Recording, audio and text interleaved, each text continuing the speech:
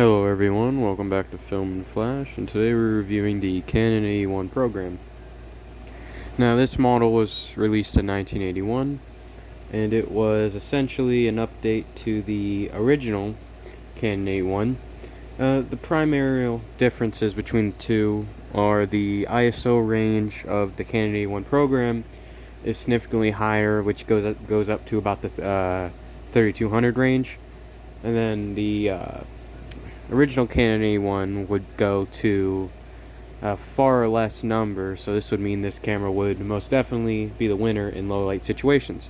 And this camera is, in my opinion and realistically, more better for amateur photographers due to its automatic mode or program mode, which stands for, well, nothing really, but it means that the camera has automatic exposure and shutter speeds, which is essentially like an auto mode, and honestly the very first of its kind. Canon was revolutionary in that aspect. Considering that this camera does allow you to have an automatic mode, it makes it, significantly easier for amateur photographers to produce high quality photos. Because ISO, shutter speed, and aperture can be complicated for some people, especially newer photographers. Regardless, this camera, my specific model, has the Canon Speedlight 188A flash unit, which can be synced to be in time with the camera. So for example, when you hit the shutter speed, the flash will activate. And on the back, it has some various settings for the flash, like turning it off and on, and your distance for the flash, and your ASA as well. And you'd want to set the ASA to the ASA of your film. And here's your film rewind.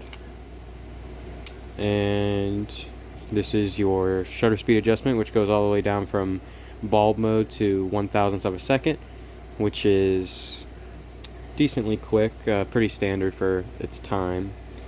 Then this has the Canon 50mm f/d lens 1.8, which is the original factory lens, and all the accessories this camera came with would put it in well over the $1,000 range in today's money. Now this takes a 6-volt battery, which can be found right behind this, which you can also access from, no, you access it from here, yeah. And this does have the ability to take a motor unit, which I'm not 100% sure what you actually would use one of those for. I think it's for automatic film advancement and cocking the shutter, so for people who are lazy and can't do it themselves. But regardless, yeah, it has the option if it's something you'd be interested in.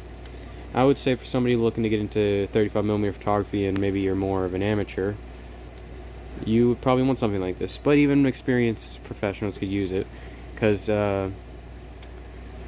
for its time, this is a really genuinely decent automatic camera.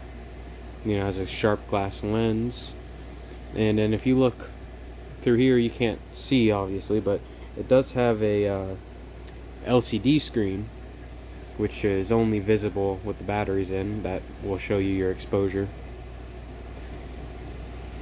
But yeah, this is your lever that you use to cock the camera, which will advance the film to the next slide and blah blah blah, cock the shutter.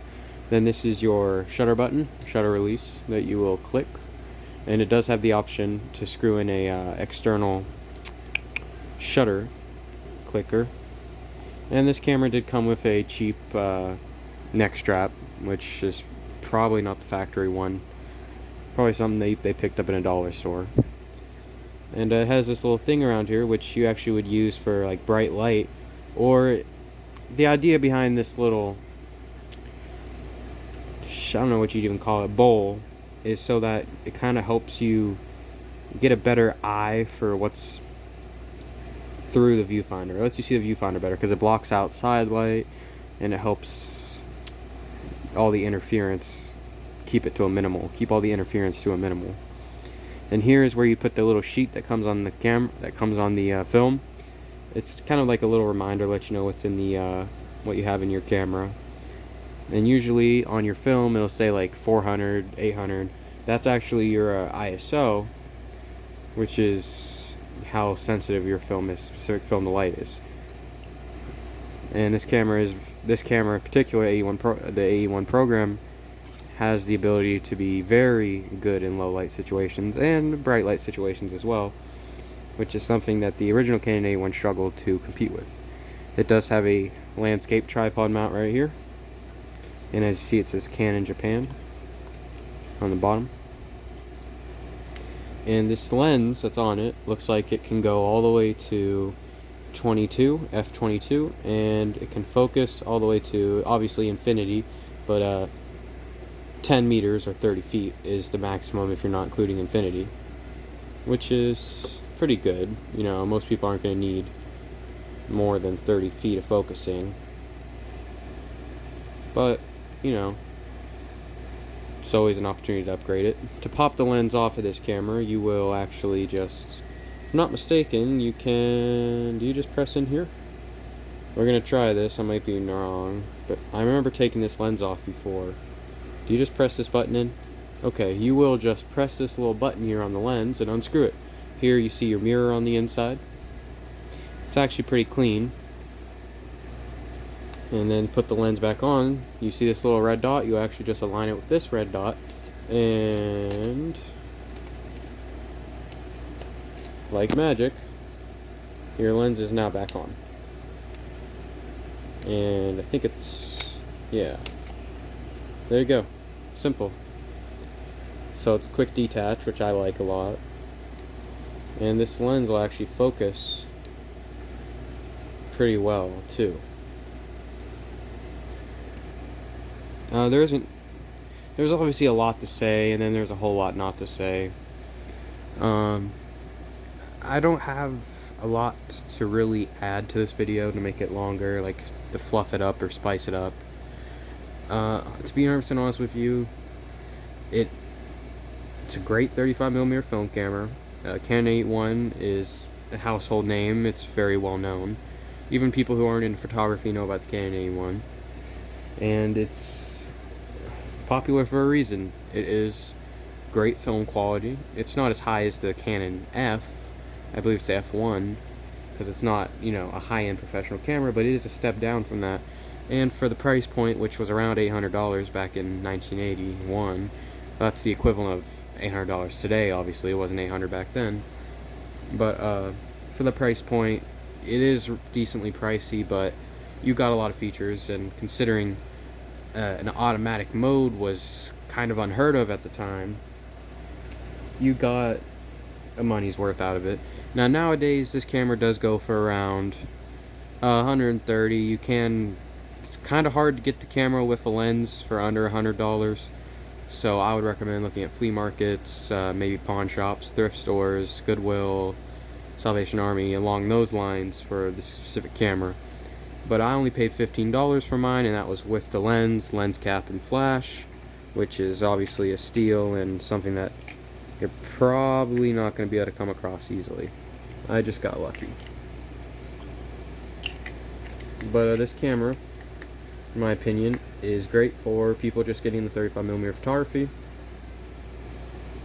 who want a good balance of features for an affordable price point, and it's very modular. It can accept, I think, like hundreds of different lenses, I believe, and it does have the ability to have an external flash, which is great.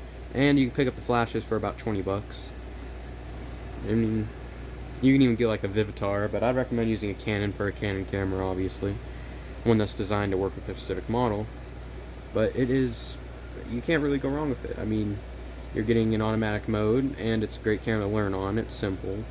6-volt battery, not going to run you too much money. You can still get them. They shouldn't be too hard to come by.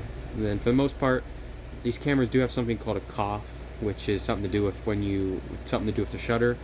It's not a huge issue. You can actually fix it by opening up the camera and oiling up the internal gears on the inside, unless you have an electrical issue, which is a problem because this camera is battery operated, and essentially a lot of the stuff this camera can do is battery operated. For example, you cannot click the shutter without a battery in the camera. which is significantly different from the original Canon AE-1, which was fully mechanical. So this camera is, you can say, fully digital, which would be probably true. If it does have manual features, but you do need a battery to use this camera, so that may be a deal breaker for some people. If you do want a camera that doesn't require you to have a battery, this probably isn't that camera. Well, it really isn't this camera. I would go for the original Canon AE-1 for that. But if you're somebody who doesn't mind the battery and would like to do low light photography, then that would be where the Canon AE-1 would probably thrive. I would say this would be good for maybe amateurs who like to do low light photography. Particularly nature would be something that'd be pretty good for. Wooded areas. But I haven't mentioned everything this camera has. Like, there are some buttons here, and that button right here is for the film rewind, and then there's this button here.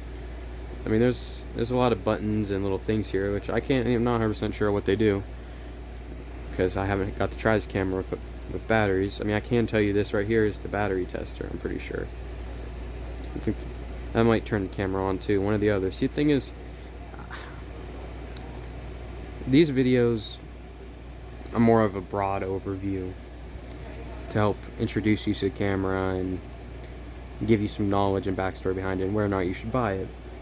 And in my opinion, for most people, this would be a great 35mm camera. I'd say it's particularly good for, and once again, I keep saying this over and over again, I'm sorry, newer people who are into who want to get into 35mm photography, people who want to do low light shooting, people who like a bunch of features for an affordable price point, people who do need the ability to use a variety of lenses, which most 35mm cameras at the time you could put a variety of lenses on anyway. However, Nikon probably excelled in that field for lens modularity. But you know, Minolta is a great option as well for people who are looking for cameras similar to this.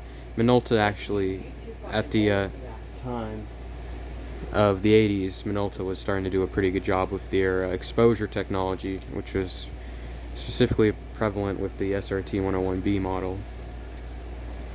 And that being said, though, you can't go wrong with this camera if you can pick it up for the correct price point. And thank you guys for watching. Film and Flash out.